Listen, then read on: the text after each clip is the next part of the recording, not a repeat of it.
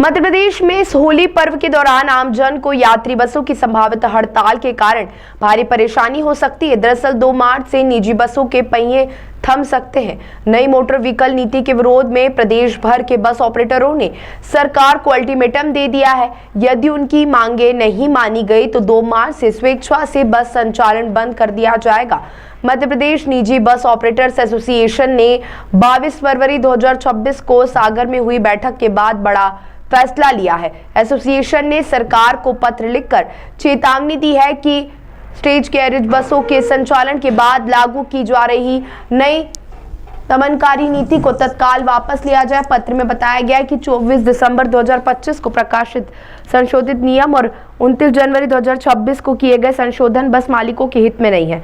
संगठन की मांग है कि संशोधनों को निरस्त किया जाए और मोटरयान अधिनियम 1988 के तत्पूर्व की व्यवस्था को यथावत रखा जाए।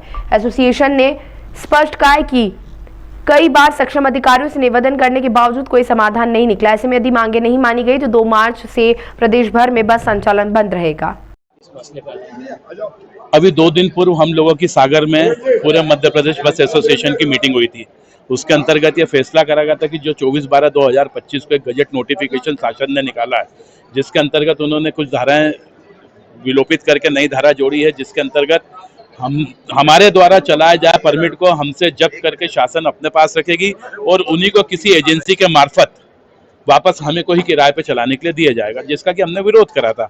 शासन से 3-4 बार चर्चा हुई है, लेकिन अभी तक कोई निर्णय नहीं निकला है। तो इस बार हम लोगों ने उस सागर की मीटिंग में तय करा था कि यदि 2 तारीख तक इसके ऊपर उचित हल नहीं निकलता है तो 2 तारीख से हम लोग अनिश्चितकालीन हड़ताल पे जाएंगे। उस संदर्भ पे आज हम माननीय कलेक्टर साहब से मिलने और उनको ज्ञापन देने हेतु आए थे। कितनी बसें प्रभावित हो रही, कितने लोग? पूरे मध्य प्रदेश में आज कम से कम 20,000 बसें संचालित हो रही है और सभी प्रभावित होंगी उसके अंतर्गत। और यह पहली बार होगा कि किसी ऐसी एजेंसी को यह परमिट दे दिए जाएंगे जिनके पास में एक भी बस नहीं है, जबकि परमिट की सबसे पहली शर्त होती है कि मोटर मालिक को अपने बस प्रस्तुत करना पड़ती है, उसका रजिस्ट्रेशन, बीमा, फिटनेस देना पड़ता है। उसके पश्चात शासन परमिट देना है कि नहीं देना यह विचार करता है।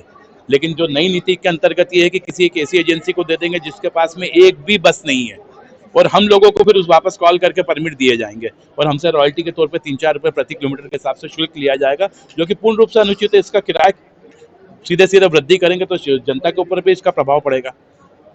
शासन ने जो अभी हमको कहा था कि जो 1 रुपये 25 पैसे आपका किराया चल रहा है हम उसको 1.75 कर देंगे और उसके अंदर से हम हमारा खर्चा निकालेंगे। तो जो 1.75 रुपये प्रति किलोमीटर का जो खर्चा निकलेगा वो यात्रियों की जेब से निकलेगा, तो आम जनता पे इसके ऊपर कितना भार पड़ेगा।